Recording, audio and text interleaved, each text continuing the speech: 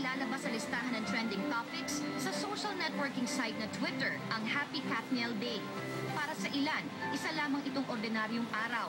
Ngunit kung isa ka sa libo-libong tagahanga ni Catherine Bernardo at Daniel Padilla, isa itong espesyal na araw. Araw kung saan maipapakita ang pagmamahal sa kanilang idolo.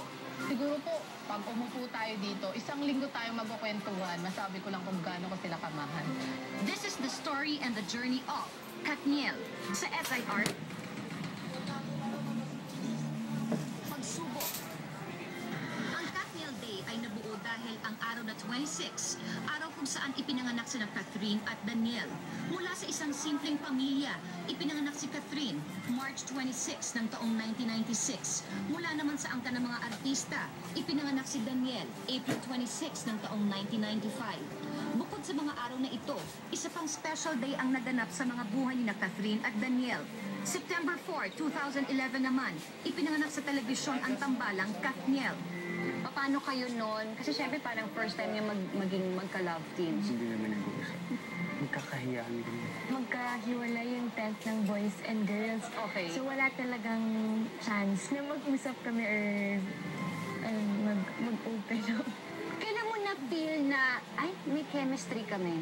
Actually, nung sinabi na kami nga ni DJ, kinabahan pa ako kasi pareho kami parang Pinoy looking. Pareho kami moreno. So, di ba usually dapat isang maputi, isang maitim. Tapos scene kami. Isang scene sa growing up, hindi pa rin nag-work. Hindi pa rin nag-work. Tapos may isang scene ulit na yung sa Candle Something. Doon na namin na feel na meron pala. Dahil kinakiligan tuwing linggo sina Ella at Patrick ng growing up, mula once a week, ginawang Lunes hanggang Biyernes ang kilig ng tambalang Kathniel.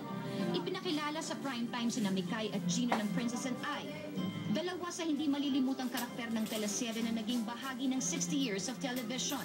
Ngunit ang hindi alam ng marami, wala sa unang plano ng script na magkatuluyan sina Mikay at Gino. When Princess and I started, kasi inherit ko lang yung show eh. The show was really for Ken and Kat. But I think sobrang pumatok si Danielle, so I think the audience was divided. Kasi malakas yung appeal ni Ken eh. Diba, he's cute boy next door, very handsome also. It's just that because they decided, ABS-CBN and Star Channel decided that they love to meet Kat and DJ. With that project, ano yung masasabi niyong mas nabago pa sa samahan ninyo? Nag-mature po kami sa Princess and I.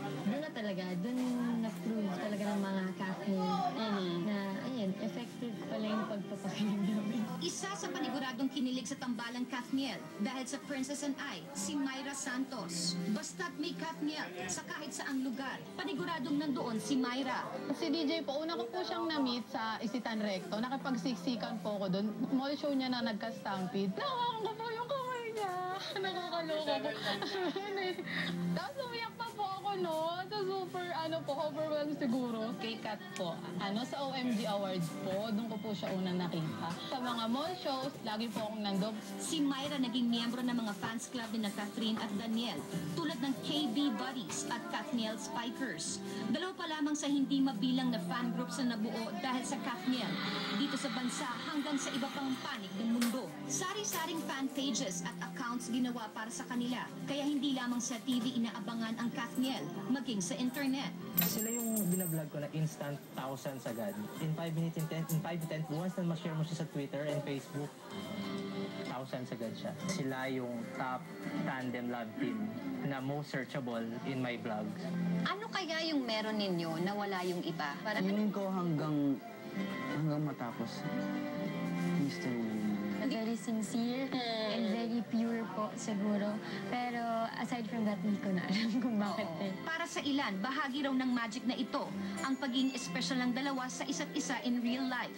DJ has always been very vocal na mahal niya si Kat. Lalo na behind the scenes, Diyos ko kung kinuha ng mga camera yung mga behind the scenes ng dalawa ng Princess and I, ay makikilig ng buong madla talaga.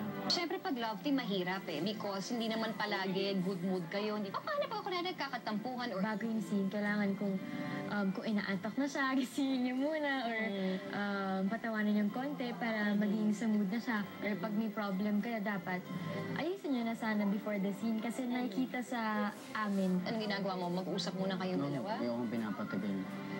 Tama na. Yung problema ni Catherine, hindi ganun patagal. Yung mga problema. Kasi di ba pag babae, tita, hindi naman yung pagkatapos na okay na agad, magiging okay na. Kailangan ko ng Problema pa, time. parang Kailangan ko ng time muna bago ako gusto mong may pag-usap. Basta na yung back to normal na parang ganun Bakit? agad. Bakit? At magpatuloy man ang kasikatan ni Catherine at Daniel, hindi raw makakalimot ang dalawa sa dahilan ng kanilang pagsisikap. Their number one fans, ang kanilang pamilya. Paano kayo sinusuportahan ng pamilya nila? Sabi na okay na yun. Pero nakita ko rin naman kung anong kapalit ko. Gusto ko talaga makatulong din sa kanila. So, siguro, yun yung isang reason din kung bakit nag-enjoy ako sa ginagawa ko. Ako, thank you, Kat and DJ. Naku, nakakaloka talaga tong yung picture na isinend sa akin. Oh.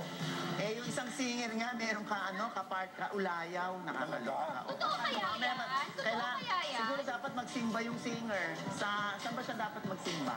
O yan Sandali, hoy, bakit meron na tayong guest? Meron tayong guest? Oo! Sandali. Sino itong mga... Lumarakit sila. May mga... Wait! Ay, sandali.